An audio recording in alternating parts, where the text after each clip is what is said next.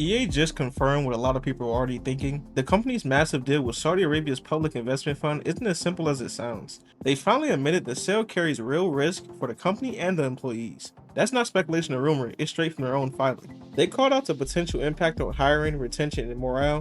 When a company has to warn investors that its own people might start leaving, that says a lot.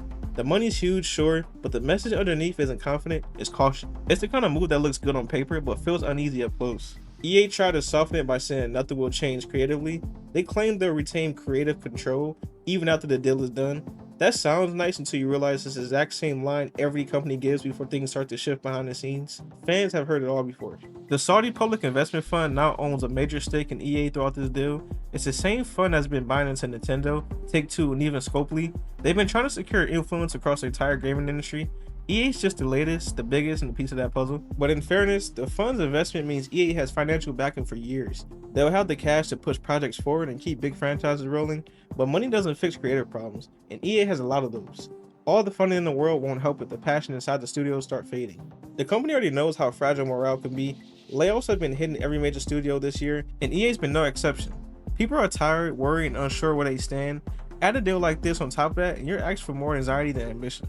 A lot of people see this as EA giving up part of their identity. The company spent years trying to rebuild its reputation after Battlefront 2 fiasco and the worst company in America label. This deal drags all that baggage back into light. It's hard to talk about first player values when you're signing the papers with one of the most criticized investing groups in the world. Some might say this is just business, but there's always more to it. Gaming isn't numbers, it's culture, creativity, and community. When you hand part of that culture over to foreign fund, you change how people see your brand. The trust doesn't grow back easily. EA's official statement claims everything will stay in Redwood City and that Andrew Wilson isn't going anywhere. Stability at the top is supposed to make employees feel safe, but it doesn't mean much if the creative team feel disconnected from the direction above them. The filing even mentioned that partners' relationship could be affected. This includes sponsors, license holders, and publishing partners who might hesitate to renew deals. They didn't name names, but it's not hard to imagine why. Reputation spreads fast in this industry, and bad press travels farther than any ad campaign. This sale also puts extra pressure on EA's upcoming projects. The next Dragon Age and Battlefield releases are already under microscopes. Every delay, every microtransaction, every technical hiccup will now be tied to this deal. People won't separate the business from games anymore. There's a line in EA's risk section about how uncertainty can impact employees' performance. That might be the most honest thing they've written in years. Developers work best when they trust leadership.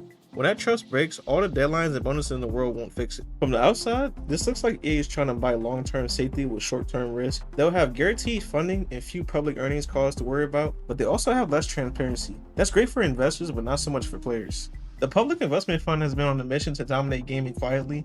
They've invested billions across the industry.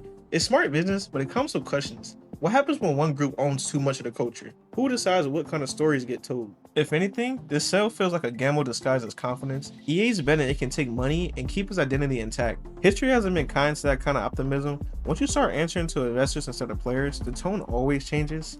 Developers are already walking on eggshells across the industry. More uncertainty isn't what anyone needed right now. Deals like this remind people that even billion-dollar studios can feel unstable. And fans aren't dumb either. They know what this means for the future of their favorite franchises.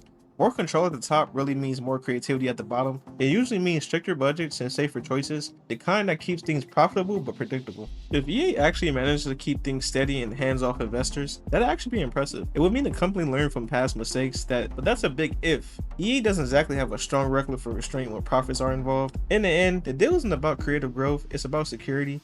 EA wants to lock in its place for the next decade. The cost of this is public trust and potential creative risk. Now, if this deal is actually worth it, it will show in the next few years. If regret ever shows up, it won't be in press release, it'll be in layoffs, canceled projects, and developers quietly leaving. It'll be fans moving on to studios that feel independent. That's how you know when a company really starts to lose itself. Let me know what you guys think about this.